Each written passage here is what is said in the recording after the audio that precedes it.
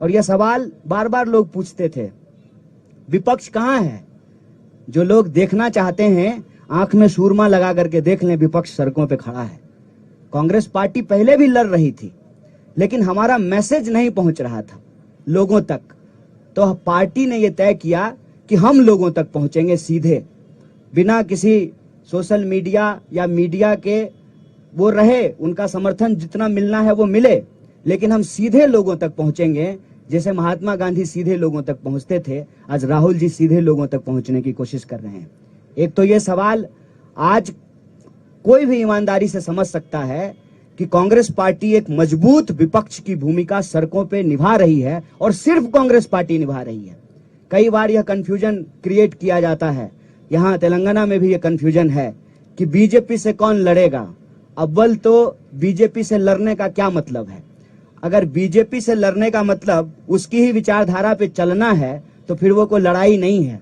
उसको कहते हैं हमारे यहाँ कि सूडो बॉक्सिंग हो रहा है। दिन में बॉक्सिंग करेंगे, मीडिया स्टूडियो में बैठ करके बॉक्सिंग करेंगे, और शाम में पैग लड़ाएंगे। तुम तुम्हारा, हम हमारा, इधर का बैग उधर, उधर का बैग इधर। ये कोई लड़ाई नहीं है, विचारधारात्मक लड़ाई होती है। और इस देश में ये विचारधारात्मक लड़ाई है गोडसे और गांधी के बीच में। और इस देश ने हमेशा गांधी को चुना है, आज भी गांधी को चुनना पड़ेगा। और यह बात मैं आपसे ईमानदारी से साझा करना चाहता हूं, जो राहुल जी के बारे में परसेप्शन बनाया गया लाखों करोड़ों खर्च करके, और उस परसेप्शन के चलते जो हमारे दोस्त थे, जो उनके धूर विरोधी हुआ करते थे, वो फोन करके कहते हैं कि बहुत अच्छा काम कर रहे हैं आप लोग। ये परसेप्शन इतनी जल्दी बदलनी शुरू हो गई है, इसीलिए सत्ता में बैठे हुए लोगों की खलबलाहट है। और वो भारत जोड़ो यात्रा किस लिए हो रहा है, इस पे नहीं बात कर रहे हैं। जूता पे बात कर रहे हैं, टी शर्ट पे बात कर रहे हैं, कंटेनर पे बात कर रहे हैं। तो उनको जूता, टी शर्ट, कंटेनर पे बात करने दीजिए।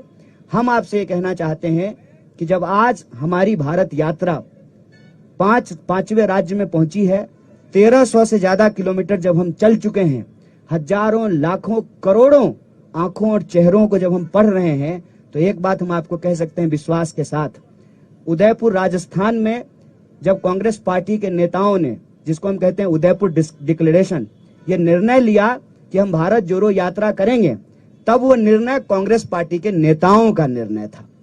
जब यात्रा की तैयारी होने लगी, तब वो कांग्रेस पार्टी के कार्यकर्ताओं की यात्रा थी।